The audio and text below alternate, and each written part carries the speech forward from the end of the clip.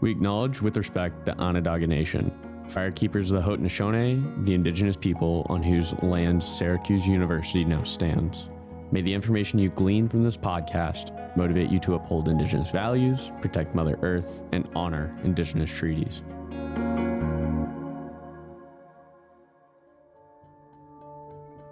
You're in the middle of the ocean. There's no land in sight. It's surrounding you, about to suffocate you. All you can do is swim.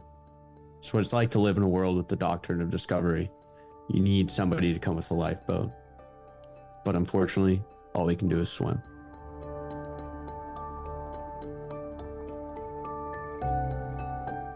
Welcome to the Doctrine of Christian Discovery.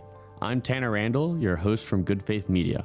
We're producing this podcast at the Religious Origins of White Supremacy Conference in December of 2023 at Syracuse University in New York. This year is particularly special because it's the 100th anniversary of Johnson v. McIntosh, the Supreme Court proceeding that installed the framework of the Doctrine of Discovery within American government.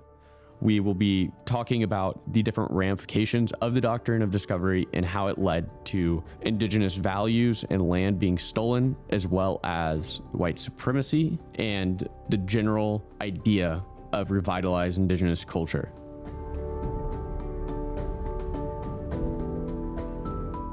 The Christian Doctrine of Discovery may be one of the most intimidating things to look at because there's really not a good place to start. Some people will tell you, look back to 1493 when the Papal Bull arrived, but it doesn't quite give you the whole picture. When did it start in America? How can we get out of it? Why are we trapped in this prison? And if we get out, what are we going to do? That's what we tackle today on this episode of the Doctrine of Christian Discovery.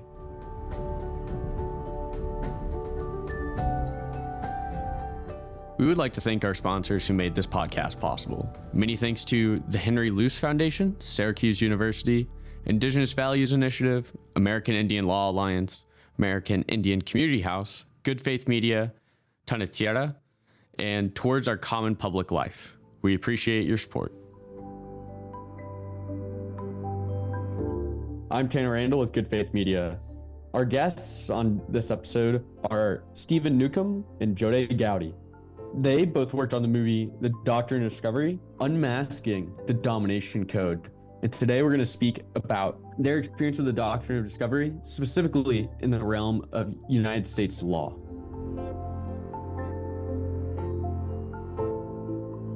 I would like to first welcome you all here and ask kind of what brought you to the conference this weekend, because I know you both have very extensive resumes, but what drew you specifically to Syracuse for their conference? And Steve, we'll go ahead and start with you if that's okay. Well, I was invited by Phil Arnold, Professor Phil Arnold from Syracuse University, one of the main organizers of the conference, along with his lovely wife. And I have been working on this theme for most of my adult life, so it was pretty natural for me to be part of the mix and be able to share my background and experience with everybody that was attending the conference, and also wanted to see what people had to say after decades of having helped develop the focus on the Doctrine of Christian Discovery and domination, as I prefer to call it. JoDe, I'd like to ask you the same question. What kind of enticed you to come up to the cold north on the beginning of winter? Yeah, a little bit similar pathway, but it was actually through Steve Newcomb, who had proposed to Phil Arnold, at Syracuse University to include me. They asked Steve to do the opening keynote there at the conference, and so throughout my life experiences, Steve has been a mentor to me with regard to the doctrine work. But what is unique about my awareness of the doctrine is the kind of things that I've tried to do within certain capacities of my life, as far as utilizing the information in the I guess you can say the real world. And so Steve thought it would be beneficial to come and speak about some of that. And it's kind of under that whole aspect of, it's one thing to become aware of the information. It's another thing to take that awareness and begin to utilize that information. So Phil had agreed that that would be a potentially beneficial contribution to the conference, and so that's how I made my way over. And it was indeed interesting to hear all the other life experiences and awareness that's going on out there across the world, really. Y'all both spoke on kind of the doctrine of discovery, its origins, and obviously you all are very uniquely aware of its presence in the United States. But I want to ask, kind of stepping back to the 1400s, 1500s when this papal bull first took effect. You spoke about kind of the absurdity behind the mental gymnastics that one has to do to rationalize the doctrine of discovery. But even with those kinds of mental jumps that one has to make to accept the doctrine of discovery, it justified generations of conquerors, and more notably, and in my opinion, more important to talk about, is the generations of the conquered, because it affects perception, and we today are still doing work to reverse some of that action. So I want to ask, like, what do you see as kind of this internal rationalization? How are people generation after generation accepting the doctrine of discovery as something that influences their day-to-day actions? And JoDe, we'll start with you.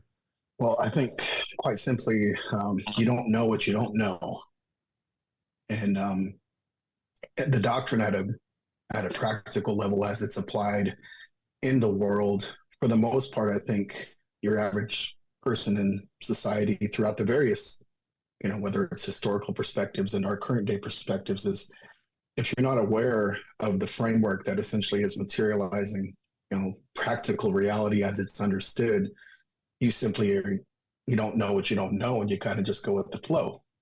And so I think that that's why, through our work and the work that I do with Steve Newcomb and Peter Dorico, part of the aspect that we try to concentrate on is the assessment of one's identity, and utilizing the questions of identity as tools to highlight and bring to the forefront, not only the awareness of how the doctrine has been utilized historically, but how it's currently being used, and then cross-referencing those questions of identity to help clarify for a person.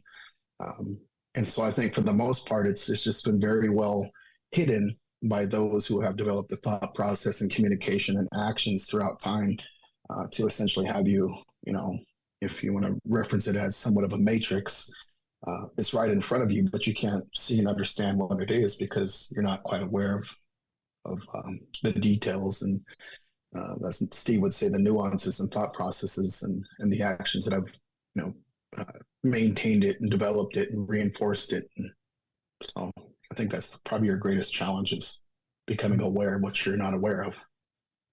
That's one thing that I was impacted by when I first started to learn about the doctrine of discovery. Is like, even, when we're confined in a capitalist government, it's really strange to me how one of our main draws for tourism or any kind of like town where you go in and see different eateries, there are no indigenous ones that are standing out. Because I think it does a lot for the perception aspect that you're talking about, to reclaim your identity, show that indigenous people in the United States are not disappearing. So I think that's an extremely important point. Steve, do you have any thoughts? Yeah, I think that I'd like to take your question in a different direction. And I think that jumping into the middle of this, especially for students that are not aware of this information, might be a disservice to them if we don't acknowledge the context in which we're having this conversation. And what I mean by that is looking at the different aspects of this as a totality. We have to go back to the original free and independent existence of all of our nations and peoples before colonization, before the invasion, and take that back to the beginning of time through our oral histories and oral traditions, and then contrast that original free existence with our languages, our cultures, our spiritual traditions, our child rearing practices, everything that was a spiritual way of life that our ancestors were experiencing back then, and contrast that with the system of domination that was brought by ship across the ocean and imposed on everyone and everything, and made to be the standard or set of standards that our nations and peoples were judged by, imposed those standards on our nations and peoples, and all of that is still existing today. And once we have that contrast between our free existence and the system of domination, then we have the view from the shore of our ancestors looking out at those initial ships. And then we have the view from the ship looking at our ancestors with that intention of establishing domination. Once we have that as a reference point, that kind of a picture, now we have the starting point for a really deep and meaningful conversation as to what this, using this term doctrine of discovery or any of those kinds of labels to make it seem as if we're really saying something. What are we really saying? So that's why I like to flesh it out a bit more in terms of what are we really attempting to address. And it is that claim of a right of domination in today's world. That's what I see. Mm-hmm. There are obviously a bunch of ways to address the doctrine of domination, as you said, academically, but how can we kind of look at it in our everyday lives? Because I see when I walk around the world, just doctrine of discovery everywhere. Once it's kind of like Pandora's box. It doesn't stop. You can always see its influence. So how can we in our day-to-day lives be more aware of the doctrine of discovery? I think how can we become more aware of it? I'm not certain exactly. It's something that I work with every single day, so I'm always aware of it. I know JoDe is like that. Peter D'Erico is like that. A lot of us are. But I think the crucial point is my premise in terms of my identity is we are instructed to live in a manner that's beneficial to one another and all living things. And I think I want to start out there with the positivity of that teaching and everything that goes with that teaching and the way that kind of a teaching is represented in all of our different cultures and so forth, how it's expressed in different languages, and then look at the contrast, as I already said, about that claim of right of domination. We're going to see that everywhere because more than 60% of this English language we're now communicating in is actually derived from the Latin language of the Roman Empire, which is a language of domination. So I think becoming more conscious of where these words of synonyms of domination are in our everyday speech or our behavior, if we start going off toward people instead of trying to figure out how to work through conflict or work through disagreements or different ways of perceiving reality, those are some of the challenges that we face, and they're very formidable challenges. Yeah, I definitely agree. And I think I see it a lot with, I know that I studied Indigenous philosophy that talked a lot about dialogue between Europeans versus dialogue between Native Americans back in the colonies, or the day of the colonies, and how Europeans would always be fighting over each other, trying to assert dominance in a conversation. But you go to a Native community and it's very, they think it out. They have these thoughtful, meaningful conversations because they know that at some point they'll be able to say what they want to say. There's no need for anybody to be the leader of the conversation necessarily. So JoDe, would you like to speak on that at all? Yeah, I think more in a practical sense, number one, go to originalfreenations.com. Read up all of that work there. Go to Steve Newcomb's Substack. Go to Peter D'Erico's Substack. Go to redthought.org. Get your hands on Pagans of the Promised Land, Steve Newcomb's book. Get your hand on Federal Anti-Indian Law, Peter D'Erico's book. And if you're looking at all those contributions that are, great tools of awareness specific to that, there's an extensive amount of webinars that we've done on various issues, not only historically, but current modern day disputes that we have there at redthought.org. And I think what's key is it's one thing to become generally aware, but it's like both of you had said earlier, it's another thing to become aware where you're seeing the doctrine everywhere you look when you're able to kind of decode what you're looking at and where it comes from and how it came to be. And so, but it takes quite a bit of knowledge and dedication and time to really get to that level. And I think those are great tools. There's obviously other individuals who've made contributions to doctrine awareness. But I think that one of the very key contributions that Steve Newcomb, has been a great advocate for is that establishment of the context from the view of the shore, standing next to your ancestors, which I know could be a challenge if you are essentially a non-native person. But trying to get into that framework where you can envision and appreciate what that view from the shore may be as a non-native, those are some areas you can go look to see and look for references to kind of establish more of a thought process and a view to observe the manner by which you are becoming aware about the doctrine in that context. I think is very, very key. So. Mm-hmm.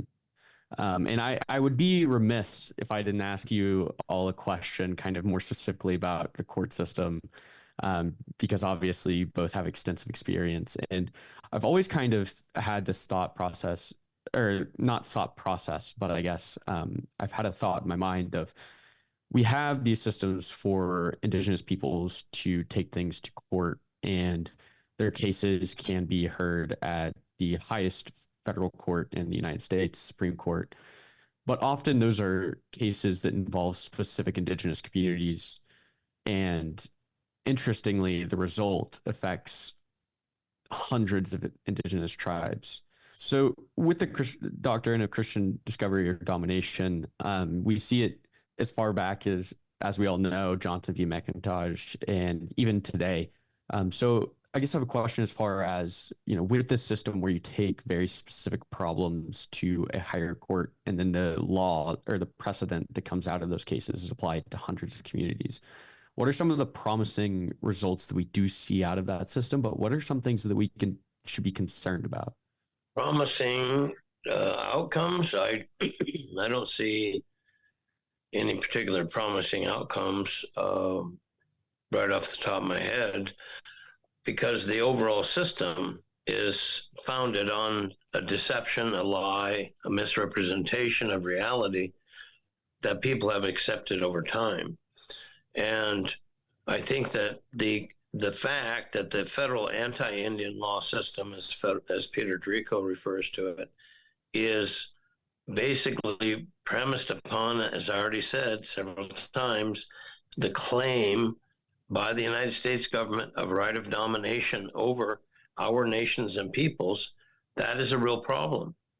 That is a real problem that no one is addressing other than ourselves, and saying it in that way.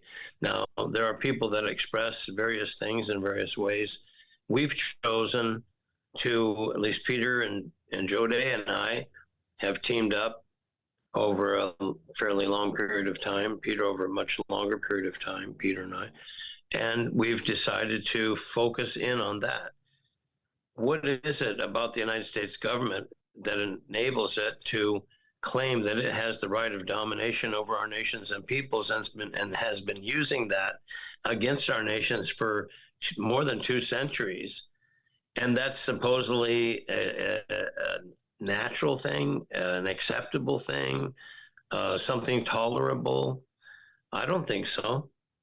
And so I don't necessarily get bogged down in the specifics. I mean, certainly we analyze the cases, but to look at it in that manner, to say, well, what's the good side of this? What's the bad side of it?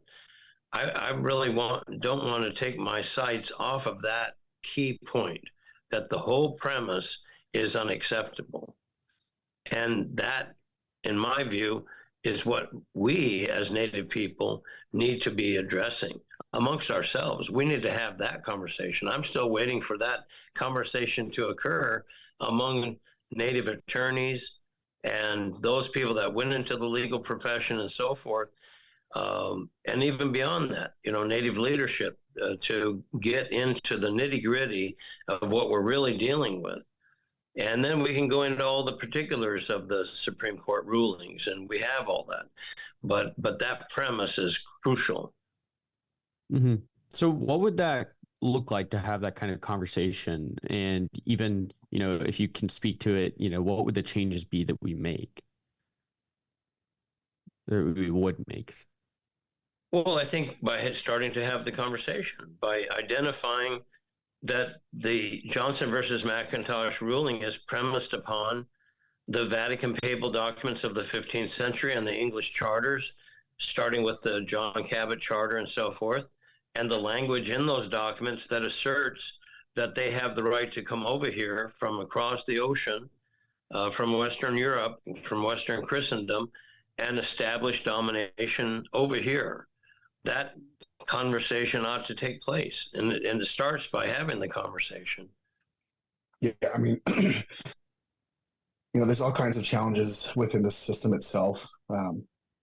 There isn't really any particular case. Obviously there's what many will observe and are viewed to be wins for Native country when it comes to Supreme Court cases.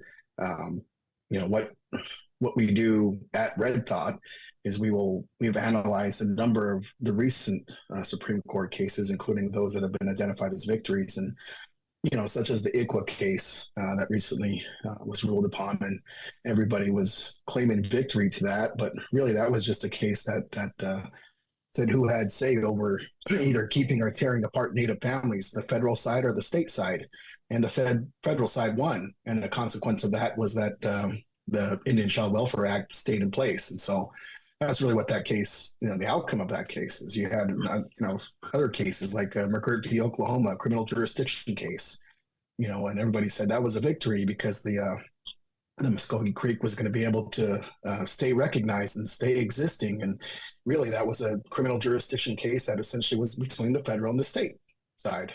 And so the feds asserted victory over the state and told the state of Oklahoma that they did not and could not assert criminal jurisdiction over that individual. And so as a consequence, they said that, well, that's a victory for Native country, when all it really said was that Congress carries the ability to eliminate the Creek Nation.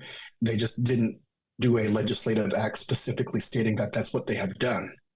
And so, I mean, where do you see victory in all those things when you're really able to understand what's going on at a very detailed level? And this is the kind of expertise that Steve and Peter are so great at, because they've been at it for so long, of really peeling back the layers of understanding what's happening, what's not happening.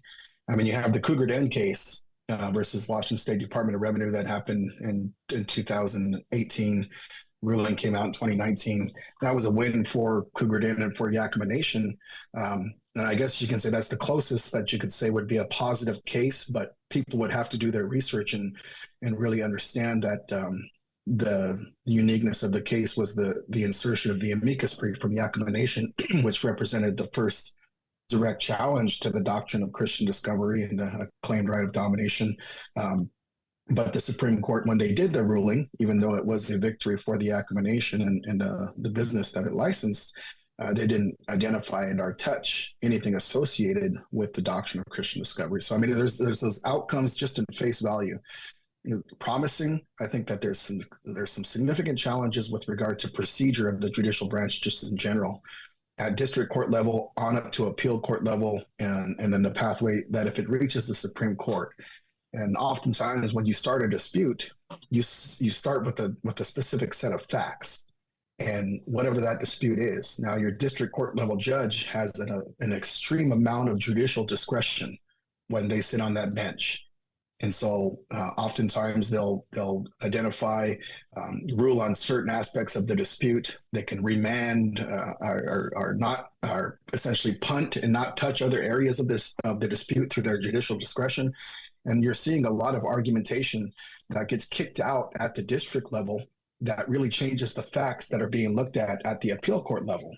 And then the appeal court level can remand it back to district court, or they can rule on a piece of it, an aspect of it. But when you actually get to the Supreme Court level, oftentimes you're dealing with an entire different set of facts of what you first started with at the district court level when the briefs were first filed. That in itself is all kinds of acts of domination just in the procedure of the judicial system.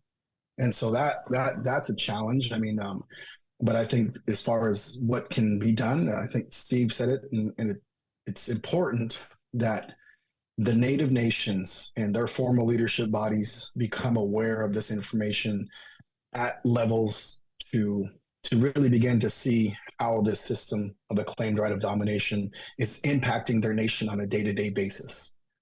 And there's a lot of reluctancy for Native nations that if they go down a pathway to become aware of, if they begin to utilize that awareness because of the game of politics and the reluctancy and kind of remaining conservative, because we're, as Native nations, you're always fighting for resources. You're always fighting for time with the federal government, or you're fighting for resources with the state governments. And it all comes down to fighting for money, really.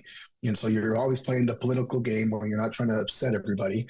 And so it's not really natural for Native nations to bring out the history of the doctrine, let alone how that history is activated and being utilized against that Native nation in the issue that they're talking at that moment. And so because they're afraid that if they politically, will utilize all their capital in telling the truth, that they're not going to have the ability to be at the forefront of fighting with all the other 567 nations for the resources that are out there. So, the challenge that Steve's talking about is a real challenge. But even if you can get them to a level of awareness, the kind of awareness that's needed is at a deeper level. And so at some way there needs to be a strategy that's developed where you can insert this almost like, for lack of a better way of saying it, it becomes the institutional knowledge of Native nations because you're dealing with other challenges, specifically turnover. As in, you get a leadership body or a council table informed on the issue, and then you have elections, and then there's turnover, and the nation's kind of in flux, and whatever awareness that you had. So there's a lot of challenges, I think, that exist at a practical level when you're kind of seeing just like the function of saying, well, how come they're not aware, or how come it's not being utilized? And those are things that Steve and Peter and I look at, and we are developing strategies to begin to try to meet some of those challenges. But obviously it's a larger and collective effort. But there is a component of this that can only be addressed by the Native nations, specific to the interaction politically and legally with the United States. So what you're saying there reminds me of a quote I actually wrote down during your speech at the conference. It was that production infects self-image. It's mutiny on the soul. And that just stuck with me because, like you were saying, that, to maintain a lot of these fights, you can politically or financially ruin yourself. And it's just not a natural thing for Indigenous communities to do because, people in society develop for thousands of years, and now all of a sudden we're having to bend to a different system. And so I want to kind of ask one question looking forward into what we could have as a reality and what we may hopefully have someday. We've spoke a lot about kind of the first step to addressing the doctrine of discovery and making societal change to be a systematic acknowledgement. So my question is, where would you like to see kind of those localized actions after, like, say, Wake Up Tomorrow and the United States government just pivots and is like, we are going to attack the doctrine of discovery? Where would Indigenous communities benefit the most and feel most vindicated in their act? Or even in your own personal communities, if that helps. Stephen, we'll start with you. That's an interesting question you're asking there. I'm not quite sure I totally understand the way that it's phrased, but because I think you said if the United States began attacking the doctrine tomorrow or something, I mean, we have to understand that what we're calling a doctrine is a way of thinking and a way of speaking. It's a way of formulating reality.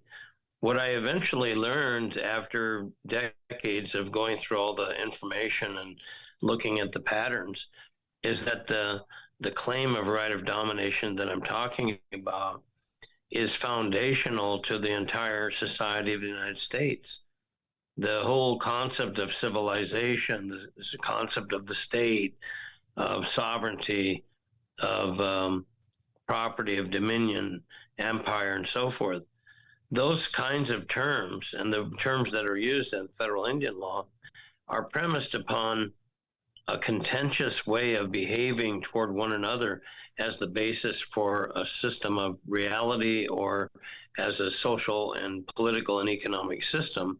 And if you were to take note of how prevalent all that is, you could fill up a notebook very quickly based upon that.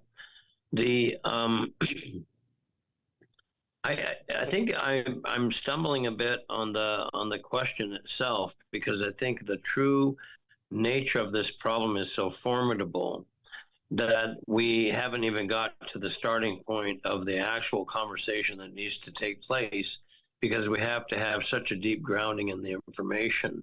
And I think just because people hear the phrase doctrine of discovery, or maybe they've read a few things here and there, it doesn't necessarily mean that they have a deep enough comprehension of what this really is that we're talking about to figure out how to address it and to resolve the problem. So for me, it's a work in progress.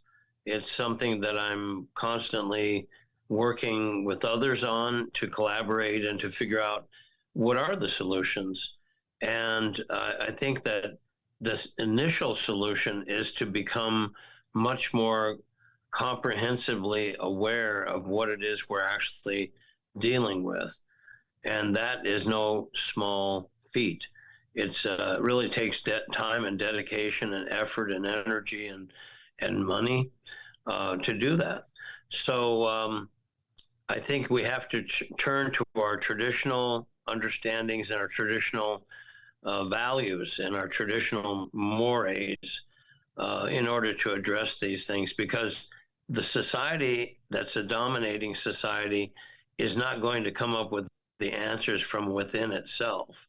That's the thing. They have to have a different model, but where is that different model?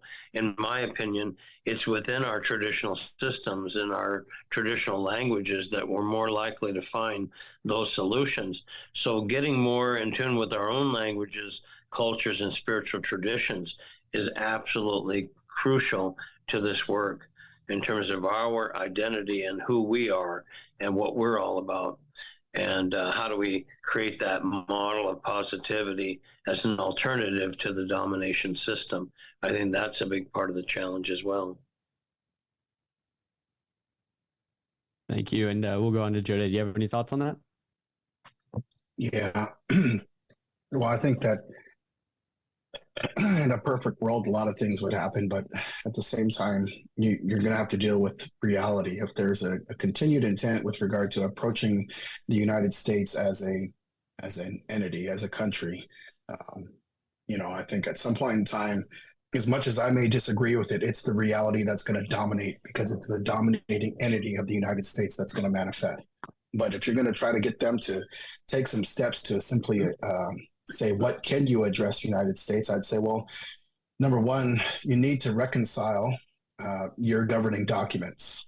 And so Article 6, Clause 2 and Clause 3 of the U.S. Constitution indicates that treaties, all treaties made are the highest law of the land. That's your governing document. That's your law. And if the Supreme Court is essentially the branch of the United States federal government that deals with constitutional issues, right? That's what the Supreme Court essentially is supposed to be dealing with, is constitutional issues for interpretation. Well, the United States needs to go back and address and understand that the foundation of property law and the foundation of federal Indian law is in direct violation of its own U.S. Constitution, and ask itself how it's going to deal with that situation. And potentially one of the positive outcomes of the United States taking it upon itself to say, yes, we wish to deal with that. We understand that the utilization of the Doctrine of Christian Discovery is in direct violation of the U.S. Constitution, and we have a problem. Well, I think one of the solutions potentially that proactively can be done trying to address their problem is going back and kind of going through the treaty nations, whether they're ratified treaties or whether there's other nations who have unratified treaties who became executive order nations, and you begin to do an assessment with regard to the original promises afforded within those treaties, whether they're ratified or unratified, and the manner by which those promises have been broken throughout time, and begin, as tedious as it may be, that's the outcome of a system of acclaimed right of domination. Start working with Native nations on trying to find a future that is better than what already exists, specific to the dominating kind of interrelationship that has historically and currently exists with Native nations in the United States. Because that manifestation of the judicial branch's assertion of the doctrine of Christian discovery has essentially developed the foundation of a political and legal relationship based upon a false religious pretense and are an outright lie. So when they can take a look at that, they either need to tell all the Native nations, yes, we believe in a God of domination, and that's just the way it is. And if they say that, I guess then they're at least identifying themselves as they operate as dominators. But if they don't, then they say, well, okay, we're going to have to utilize a different political and legal foundation that essentially is guiding the thought process and the communications that lead up into the dispute resolution avenues and pathways that we are identifying that develop outcomes of that political and legal and day-to-day reality relationship between the United States and Native nations. And so, I guess that's a question you could talk about a long time. I have a lot of thoughts about solutions and pathways and strategies, but for today's discussion, I guess that's what I could offer. But I think there's a lot of work that needs to be done. But as we will say at Red Thought, and as you heard at the conference, I have those questions of identity, and everything has an identity. Everything does, including the United States. And so, who is the United States and where do they come from? Where are they going? And what do they identify is and what do they identify isn't and why? Well, I think that anybody who takes a look at the way the United States is answering those questions from the outside looking in is going to make the same determination when they see the entirety of the truth that Justice Thomas made from the Supreme Court bench, which is that relationship and the nature of federal Indian law is schizophrenic. Doesn't make sense. It's crazy. It's absolute chaos. So, and it seems to be that's the kind of outcomes that Native nations and society in general today are living with, is that chaos. So someday we'll control the chaos and figure it out is kind of the message I'm taking. All right. So as somebody who just recently graduated college, I can still remember the day that I was sitting in class and really took a deep dive into the Doctrine of Discovery for the first time. I think there are a lot of students this year, those that are starting classes in the winter, and those that will be going to college for the first time next fall. They're going to have very similar experience and try to have to tackle this extremely damaging and destructive doctrine of domination. So I'd like to ask you if you could put yourself in the shoes of 18, 19-year-old kid going off to college, or somebody who's even looking to go to grad school or something like that. But where could they look for new topics to dissect? How can they advocate to try to fight this problem? And how should they look towards the next handful of decades in their life to see a path towards some kind of result? I would just encourage students to, other than the academic information that you're taking a look at and learning and memorizing and all that, learn to think. Learn to apply free, independent, clear, and coherent thought. And just because something's being presented to you, don't just take it at face value, but think about it.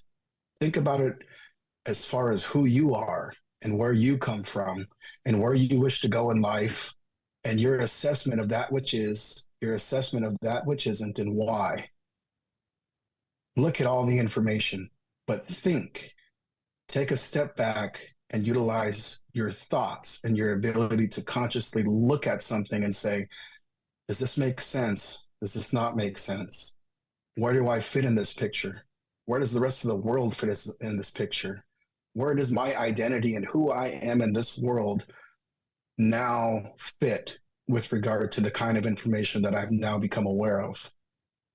And through that pathway of identity and the ability to think freely and clearly and coherently about it, you're going to be extremely and better served and more mindful as to what kind of steps you can take, not only as you continue your schooling and pursuit of your degrees, but as you get out of school and you find a pathway in life, is that you need a foundation of identity that is solid, but you also need the ability to think.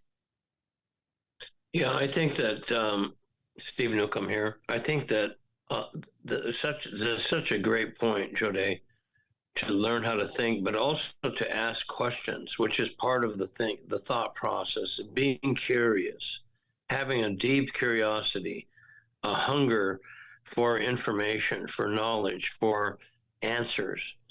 And, there are questions that I've grappled with for well over a decade. And I have to return to it again and again and again. Maybe it's some particular formulation that I'm trying to work out, and I just can't quite get it. And I go back to it again and again. And then suddenly one day, maybe 10 years later, 12 years later, I have the starting point of what I was trying to work toward. That takes true effort and diligence to involve yourself in that kind of commitment, because it's all about your own identity, who you are, as JoDe has said, and who are we trying to become in terms of a better human being, a better person, trying to make that commitment on a daily basis to our values, to that idea of living in a manner that's beneficial to one another and all living things, and all those types of commitments that we have.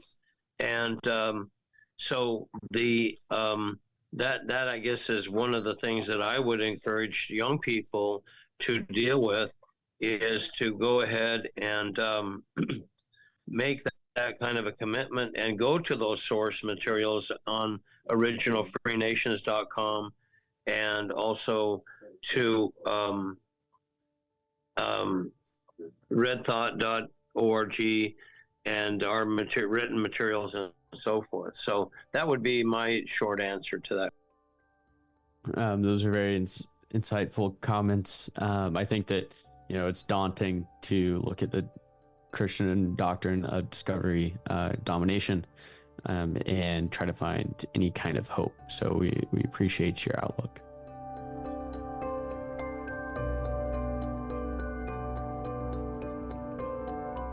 Thanks for listening to this episode of the Doctrine of Christian Discovery, recorded at the 2023 Religious Origins of White Supremacy Conference at Syracuse University in New York. This podcast is produced in collaboration between Good Faith Media, Syracuse University, and the Indigenous Values Initiative. I'm Tanner Randall for Good Faith Media. Our executive producers are Mitch Randall of Good Faith Media, Philip P. Arnold and Sandy Big Tree of the Indigenous Values Initiative, and Adam DJ Brett of Syracuse University and the American Indian Law Alliance. Our producer is Cliff Vaughn. Our editor is David Pang. Our music comes from Pond 5. Production assistance provided by the American Indian Law Alliance. To learn more, go to doctrineofdiscovery.org.